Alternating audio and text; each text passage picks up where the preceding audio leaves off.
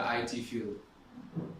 Okay, my job description, current job, is a lab administrator or coordinator. Okay, and I have a long list of things that need to get done, and most of them are like on the admin side. So I've got to see that the running of this lab is always 99% up and running. Okay, the PCs, everything connected to it. So the equipment, that's the hardware section, software too. I've made it a mission of my own to, I hope to achieve this, to uplift the student body as per se in my lab, in my small little way that I can. So I've introduced a lot of things onto these pieces that were never here before. A lot of extra software and things that students of all kinds, mechatronics students, I can't install CAD, for instance, because I'm running in computing.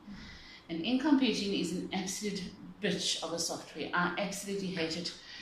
And you cannot do a lot of things with it. But next year, it's gone. And next year, I can then further enhance the lab. I can introduce AutoCAD into my... So I've got more. And we are hoping to get an extended lab of 100 seats next year.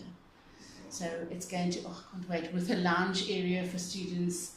So I'm really, really looking forward to it. Is that it's going to be next to us. But they want to take the building here from our side, from governance there, that whole building all the way to the toilets. That whole area is going to use as a lab.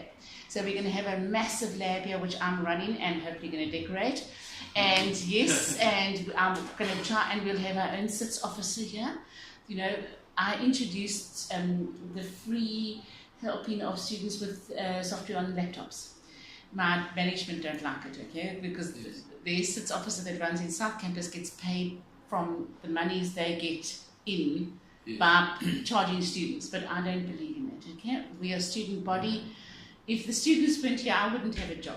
And that's basically the underline of this. And your whole perception, or your whole, what's the word I'm looking for? My whole goal in life has been to try and introduce a philosophy that I believe in into the workplace, and thereby hopefully making students feel better about themselves and lift them their whole esteem, etc., etc. Okay, so but that's my base. That's my philosophy. Okay, my basic job is just basic working, hardware, IT, etc., etc.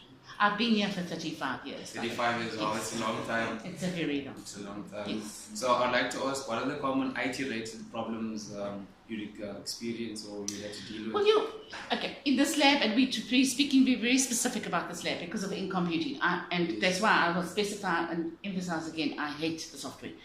Every single day there's something that goes wrong with the link of the string of terminals, because you've got 3 terminals linked to a server.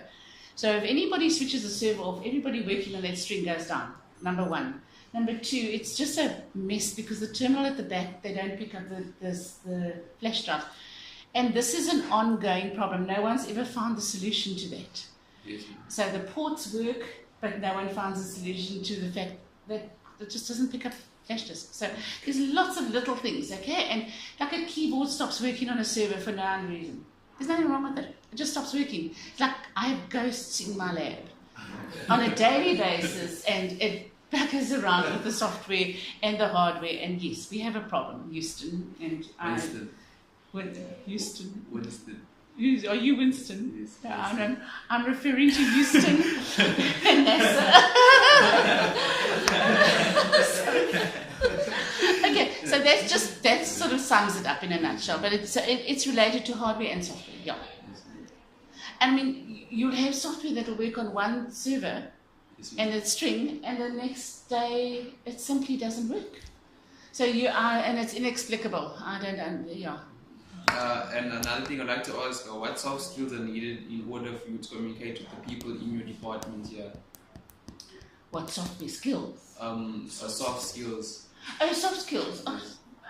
Basic communication. I mean, just speaking, I encourage my lab assistants that work with me to be very open. Okay, so discuss anything with me. I don't care. I am unshockable. So you can tell me anything. It doesn't matter. I've been there. And then, of course, email.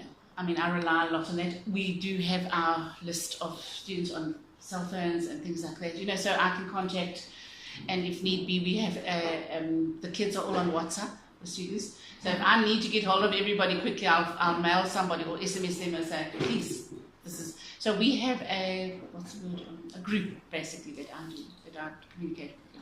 Okay, what makes you successful as a help desk professional? Having worked at help desk for 20 years, yes, makes you incredibly diplomatic.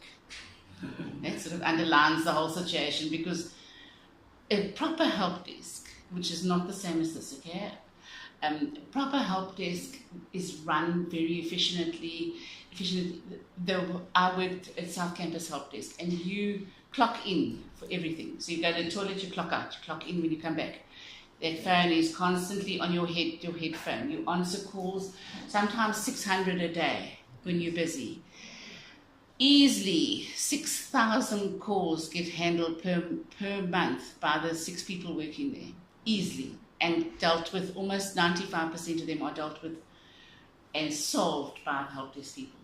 So would you say like those incidents that they would record that would come in over the phones, how many of them would actually be solved if you had to look at it in a percentage ratio or so? At the moment, I think it's about 70%. 70%? Yeah. So we've got an incredibly good help desk. Yes. Really good. So and because they can remote into people's PCs, okay, the assistance is it's better, because a lot of people will phone you and say, oh, this is wrong, and it's a completely wrong or incorrect description of what the problem is. But if you remote into a person's PC... So what types of software would you actually use to remote into a person's PC? You use Dameware, and I work with System Center here, which means I can deploy software all the time. So that's what I do when I'm busy working here. I sit and I deploy software. So I send stuff to it, I test stuff. Or at the moment we've got Packet Tracer on here for IT students. I'm testing it for Leon and them, because they want me to have it in a general lab. So because his labs are so full. Yes. And there's an overflow there, and they can come and work here then. You understand? That's why I wanted to install AutoCAD, because electronics and mechatronics, their labs are full. So they need to send it here, and the kids can come work. I'm saying kids, sorry. And I'm very old, so just excuse me. Thing. Anybody under 30 is like a kid to me, so so yeah, okay. And that's, yeah. So you say you're having challenges with AutoCAD, is that because AutoCAD it uses far too much hardware, and you cannot have it on a server and then a string of terminals attached. It doesn't work. It'll be so slow, it won't work. It won't be effective. But when I have my PCs next year, they better give it to me. I'm so sick of this software. So yeah, other than that, I don't know. And how would you say, how was your transition from being a student and into the working environment? Oh God, it's such a long time ago, child. 35 years, 32 years ago. Yeah. Okay, I'm going to leave my life history out of this, but listen, being a student, be happy. It doesn't matter about exams or whatever. Be happy in your student life, enjoy it. It doesn't matter how poor you are or whatever the case is, enjoy it. When I lived in Cape Town, I'll never forget this. One week we had no money, and we only had a packet of rice, and we had a thing of Marmite, and I hate rice and Marmite. And that's all we had to eat for the whole week. So, but your life was, we had a joy. Okay, enjoy it, because once you start working, it's not nice. You're there, you're stuck. Unless you're a multi-millionaire, and that doesn't happen often or ever, and you really enjoy your work, you've got to stick it out. So you suck it up and work. You had a good day as a student. I'm taking that you're also like one of those party animals, and you just go wild. I'll not put that on record. You can switch yourself off if you want to hear my stories. Yeah, my private life and my work life have been very, yes, we'll keep them segregated, eh? Okay. So I enjoyed my life. My husband died last year in October, and the two of us had 28 fantastic years together. We were both, well, he was a mullet. I mean, I'll never find another man like that, ever. A complete nutcase. Surfer, was a lovely person, yeah. Sorry to hear that. Yeah, and there's a lot of happening now at the estate, but that's all besides. But anyway, so what else are we going to ask? Okay, I think that's all, ma'am. Okay. I just thank you for your time. It's my pleasure. Yes, You want to come and hear my other stories off the record after? Okay, And if any of you want to work here next year, I'm going to possibly be looking for 9 lab assistants. So, because 9 of them are leaving the end of the year, bring me your CVs in October, please. Okay? And then I'll interview you in November, and we'll know if you've got work before December. Okay. Okay. Thanks a lot, ma'am. Thank you.